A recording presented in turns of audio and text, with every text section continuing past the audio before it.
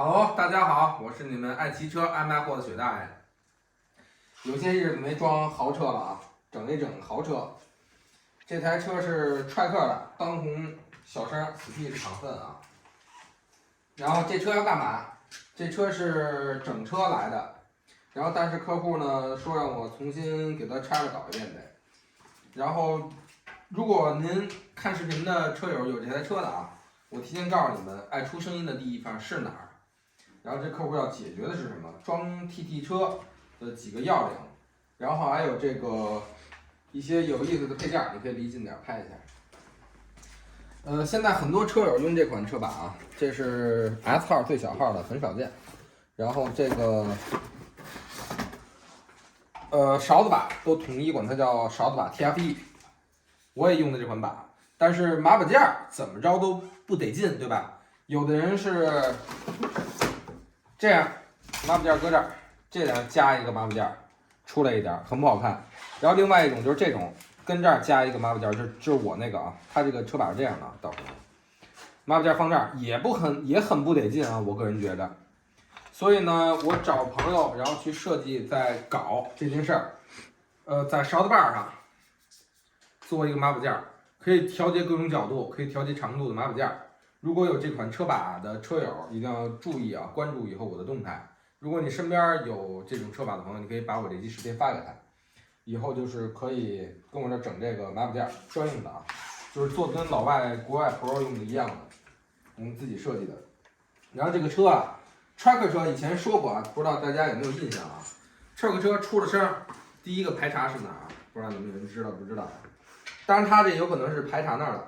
或者说它这个九成不是那儿的，因为它已经换了直装尾钩了，它已经自己换的这东西是，但是自己换的呢，我到时候也会重新拆一遍这个车，因为进到我这儿，既然要干大活，那我就必须得拆掉，按照我的规矩来装这台车。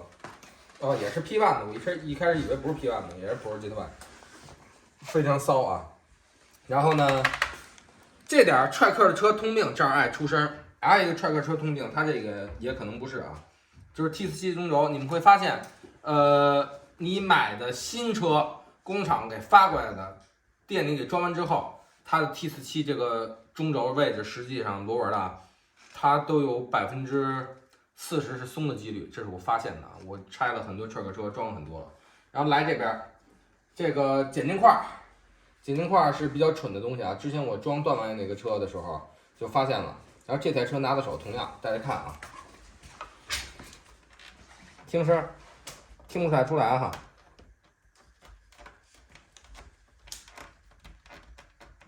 听见了吧？应该能听见啊。这个位置特别爱出声，所以一会儿要把这拆掉。它拆掉正好给大家看一眼，它拆掉它是什么样。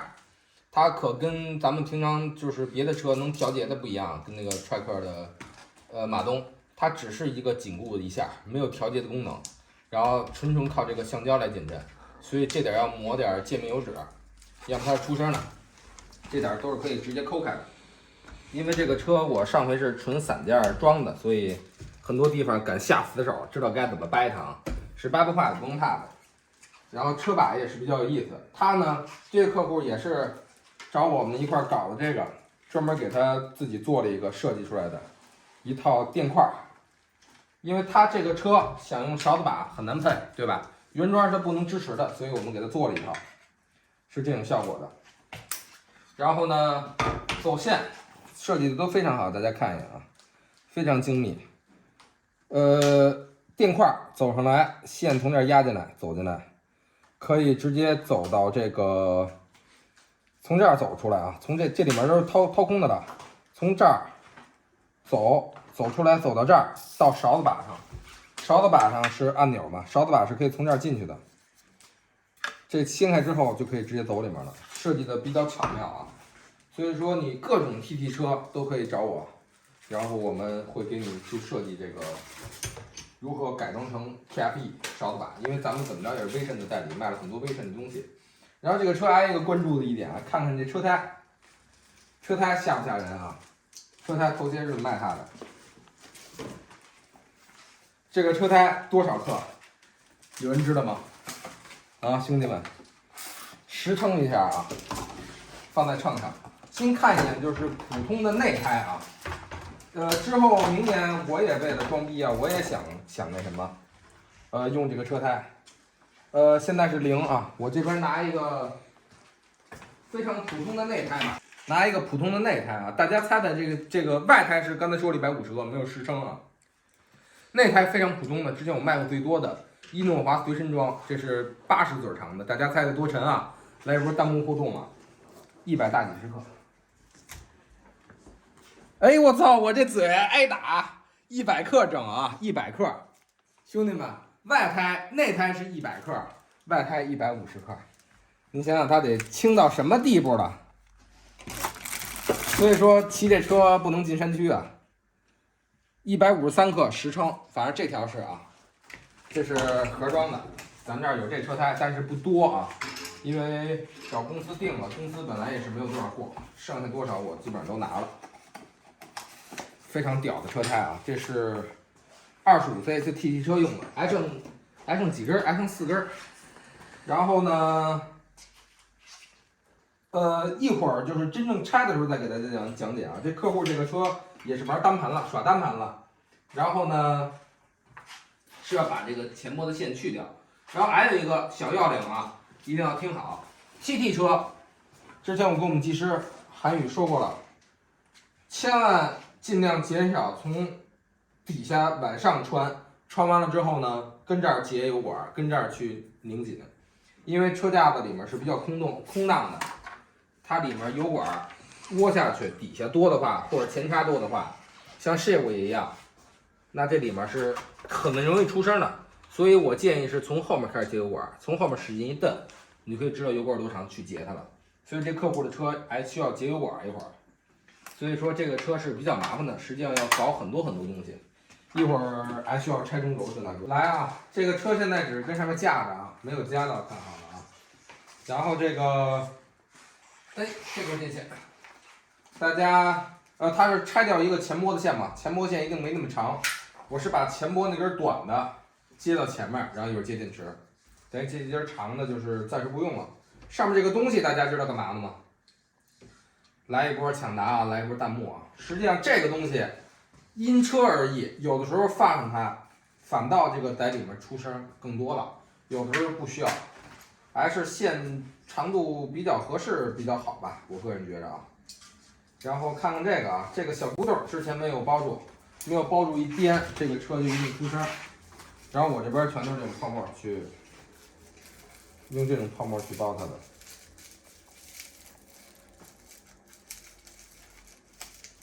拿一个美纹胶纸粘上就起火了。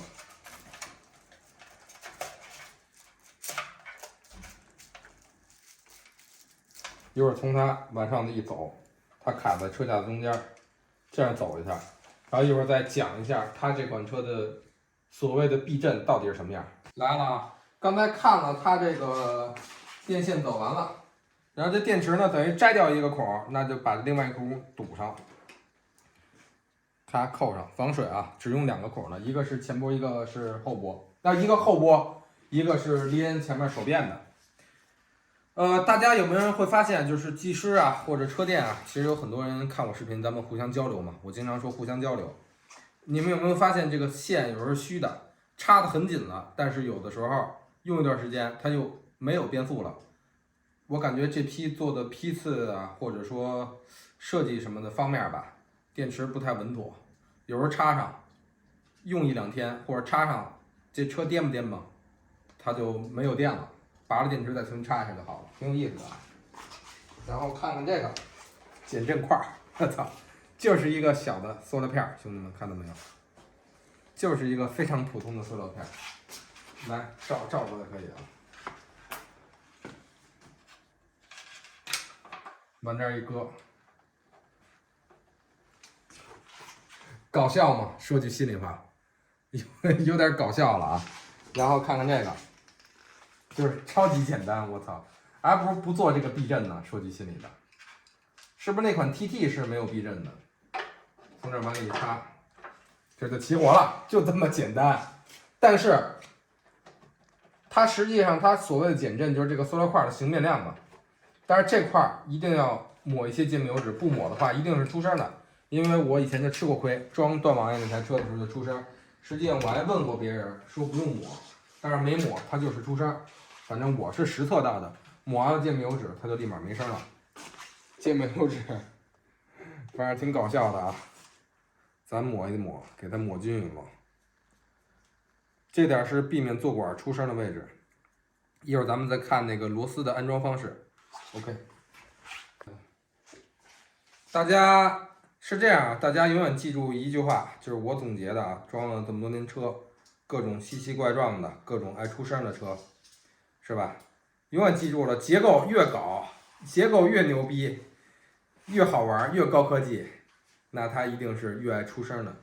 所以说，一定是越质朴、越简单、越曾经的车，它越没什么声儿。要么大家老开玩笑说 TCR YYDS 呢，是吧？人就确实很稳定啊。实际上，我觉得这真没必要做一个这个东西。然后这些螺丝啊，上面的紧固螺丝、垫片，然后它有一个弹簧片。紧固片一定是紧挨着这个坐轨块的啊，这上面一定都要抹点止滑剂，不是呸，止滑剂了，这叫什么界面油脂啊？有很多品牌车，它的说明书上都会直接告诉你抹一些的，但是他们出厂的时候，他妈倒没抹，让你给他抹，多来点啊，多来点不是事儿。这是在这一侧的，在非气动侧过来的，咵它就过来了，上面有对应的扭力，按照扭力去打完它就可以了。这点不抹这上不好抹，那就抹这里边，抹出来点没事啊，咱们该擦，不出声，骑的安全才是最重要的。安装时候的丑态就不要去在意了。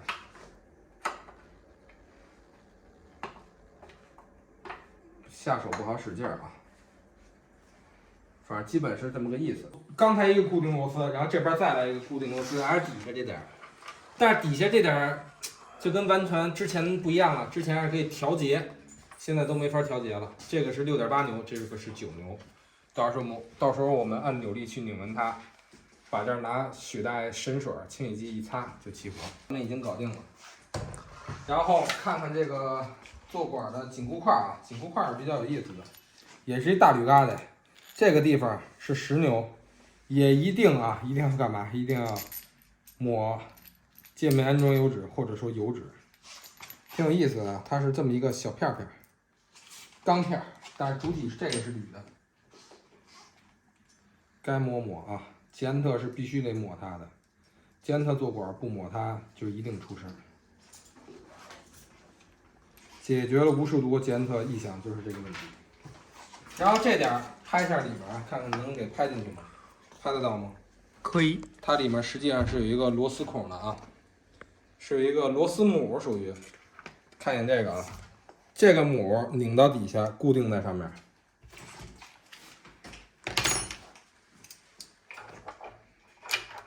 需要一个小角度啊，不太好搞，第一次弄的时候。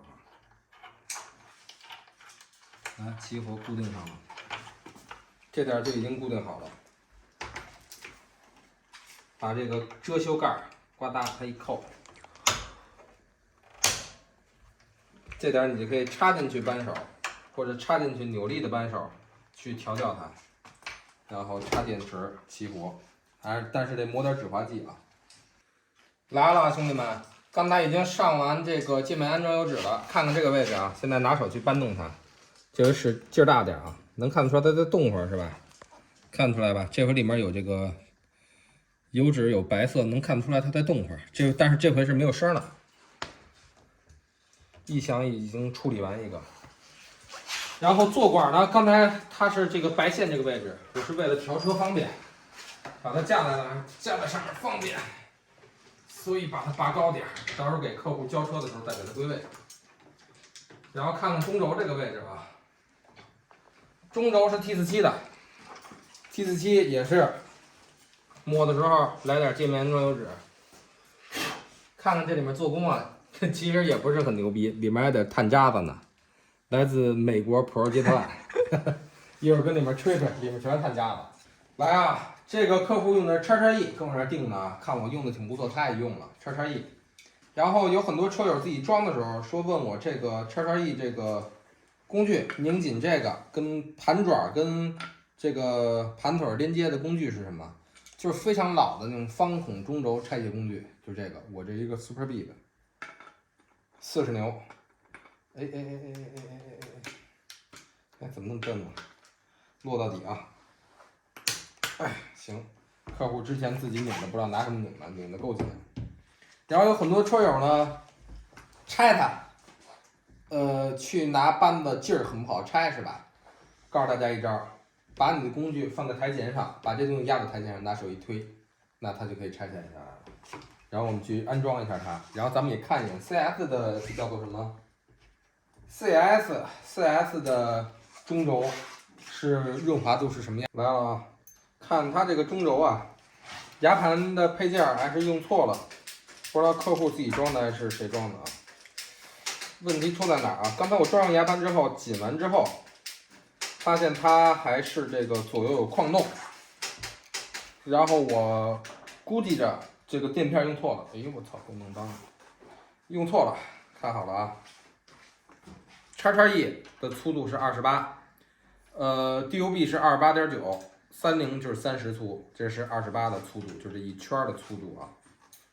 看这个垫放上来，左右微微小小的矿量吧，正常的矿量，正常的动量吧，都不算矿，正好一圈。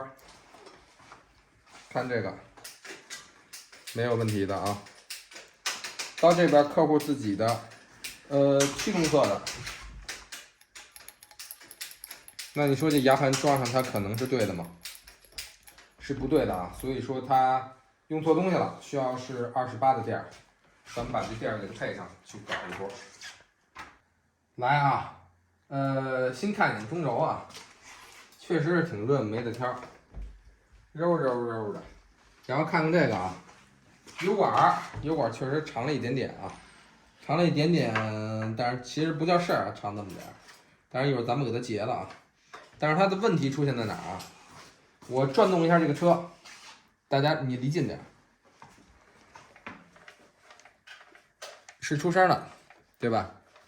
然后呢，我手就先这么着吧，手这儿能拿到里面那根油管啊，在这儿看得到吧？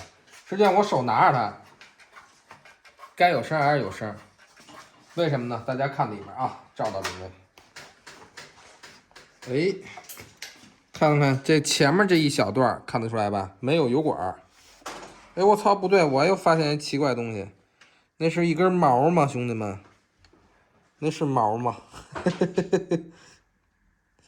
有根羊毛吗？那是羊毛吗？我拿钳子勾一下，哎，对，看看是吧？我拿镊子给捏出来啊。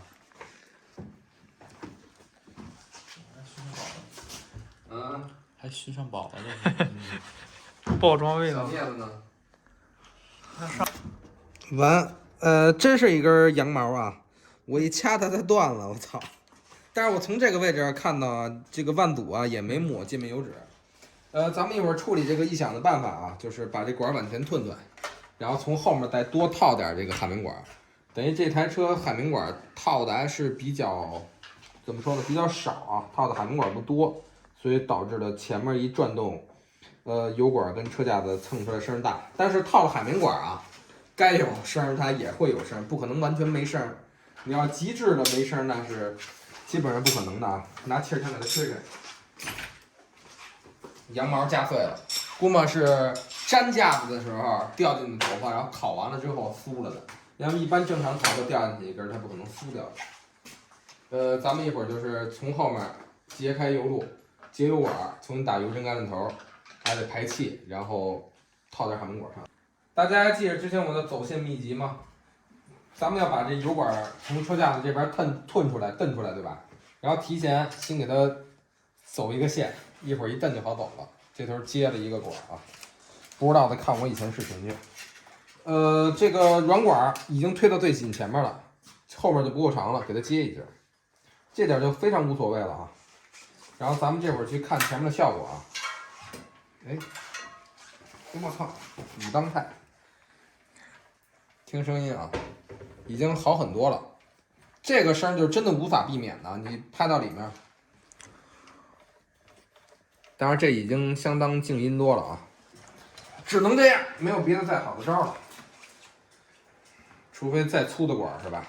再粗的管太不像样了。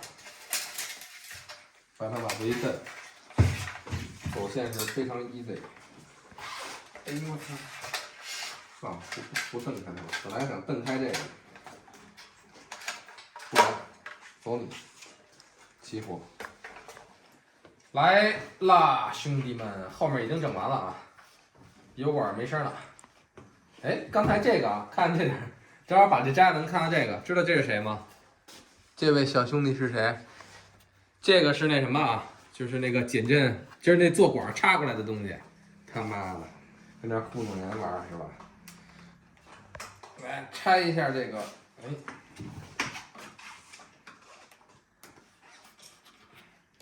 拆完这个，咱们开始换这个叫做什么了 ？TFE 大勺子。前面就是11速的配件了，11速的电线。说句心里话啊，上回装完断完了之后，后来卖了2手还是我装的，再那回装也就2个来小时就装出来了，装来装去，哎，你们猜怎么着？给忘了它是怎么个结构了。但是上面这点很好玩啊，这是2个塑料片，防水防汗的，啪一抠。tracker 很有意思啊，像这些地方啊，它是你看这些，只要这种螺母的，然后这屁股后面这儿应该也有，看见没有？它都是配了一些小的塑料螺丝，看这边，它其实配了一些小的塑料螺丝，可以给它堵上的，非常好玩啊，非常有意思。哎呀，我这会儿要干嘛了？要动脑模式了。动动我的智力，看看是怎么给它拆下来的。大概其实想起来了啊，兄弟们，家人们，近点，来啊，给大家展示一个我练的神功，密宗大手印，哎，一捏，看这电线啊，让我捏成什么样了？哎，让我捏瘪了，怎么样？我的指力牛逼吗？其实不是啊，不是我捏的，我要捏成这样那牛逼了啊，可以演杂技去了。这个安装的时候还是没安装好，压到电线了。之前安装没安装的位，压到电线了。但是它是不太影响的，它就算影响了，我也能给它剪开，给它接上，给它调好了啊。然后咱们接着下一步，看一眼这个啊。哎 ，TFE 的专用小配件来了啊。咱们连这个都不需要，把这2带拆掉，把这个梁放上去，一下我感觉是能轻好多呀。弄之前我也没腰重量，我主要不在意这个，来找我的客户也就尽量别在意了。来啊，这个位置看看它这原装的块啊，底块，tracker很操蛋啊。这个块是你买车的时候挑选你的车把子造型，往上还是往下？这又是那魔鬼娃娃鱼，像吗，兄弟们？离远点照一下，魔鬼娃娃鱼有点像啊。然后呢，这个块呢是45毫米的，这是当时购买时候就得选择它的高度，比较蠢啊。然后这边这个，看它这块离近点啊，也有2个小骨斗，对吧？为了安装正确的，给你放俩小骨斗。然后，但是我们做这个也同样是有小骨斗的。确定好量好，把这发走什么的，就能做到严丝合缝给您。所以说屌不屌这活儿？哎呀，弄这之前我干嘛来着？我尝试一波它的按钮吧，因为刚才发现它这电线已经是扁了的嘛，然后咱们又把它拆开以后，有可能电线就彻底断开了。有时候很尴尬啊，就是说这车。比如客户跟家里骑的时候说，哎，我这电线确实当时能变，但是有可能是当时您压下去了，压住它了，它没彻底断开。然后呢，您是能用，但是我拆的时候，那一打开这根线断了，这就很难说清楚这些哎，事故缘由赖谁吧，反正我个人觉得赖不着我啊。然后看一眼能不能变，能变就没事儿，没问题。哦，木有问题，木有问题，那我们继续安装，继续安装。电线从这个小凹槽里面上来，已经留出很好的位置，能让你这么长的头是能进去的。然后你看这些弯曲的地方，它都可以容纳下这根电线的粗度，设计的很好啊。看看这点啊，这点是后面也设计出来，你可以直接从后面走出来，可以走成这样，也可以从这边上来，这点也留下凹槽，让你走 TFE 用的。来了啊，小车今儿先到这儿了，明天再调这个，按照飞定调这个勺子的距离，然后呢再拆头管，头管上抹点芥末油脂，然后重新校准扭力。前碟我看有点蹭。这点整体装完了，跟一小变形金刚似的哈，严丝合缝，做的非常棒啊！上面这主体都是自己做的了，我们。哎，看到没有？严丝合缝。